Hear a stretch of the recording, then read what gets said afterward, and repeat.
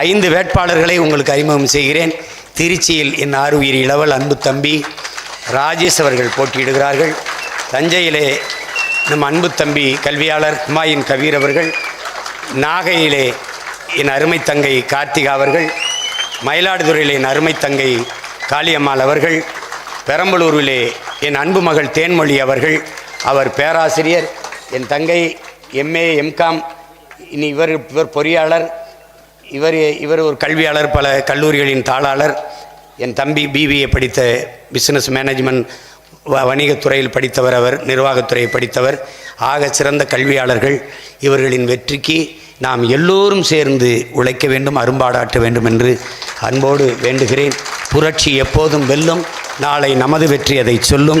நம் இலக்கு ஒன்றுதான், இனத்தின் விடுதலை. இனம் ஒன்றாவோம், இலக்கை வென்றாவோம். நாம் தமிழர். ஒரு நிமிஷம். அதான் இப்போ பாருங்கள், இங்கே தஞ்சாவூர்லேருந்து சிவகங்கையில் என் சொந்த தொகுதியில் தங்கை எழிலரசியை வேட்பாளராக நிறுத்துகிறோம். வாங்க.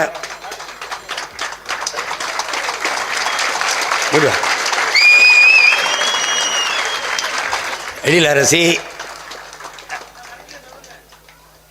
நேற்று வரை அவருக்கு தேர்வு இன்னும் படித்து கொண்டு எழுதி கொண்டிருக்கிறார். சிவகங்கையில் போய் நிறுத்துகிறேன். இப்போ என்னை கேட்டாங்க, நீங்கள் எப்படி சிவகங்கையில் போய் நிறுத்துறேன்னு. தகுதி இருக்குது. தகுதி இருக்கிறவள் எங்கேயும் நிற்கலாம், ஜெயிக்கலாம். அது ஒன்றும் பிரச்சனை இல்லை. என் சொந்த மண்ணில் அதெல்லாம் ஒன்றும் கிடையாது.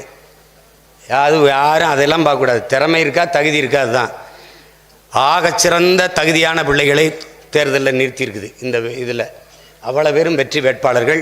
எழிலரசி அவர்கள் என்னுடைய சொந்த மாவட்டமான ஊரான சிவகங்கை நாடாளுமன்ற தொகுதியின் வேட்பாளராக களத்திலே போட்டியிடுகிறார். ஒவ்வொருவரும் உங்களால் முடிந்த அளவுக்கு பேசுங்கள், எழுதுங்கள், பாடுங்கள், சித்திரம் தீட்டுங்கள், சிறு சிறு காணொளிகளை உருவாக்கி அனுப்புங்கள்.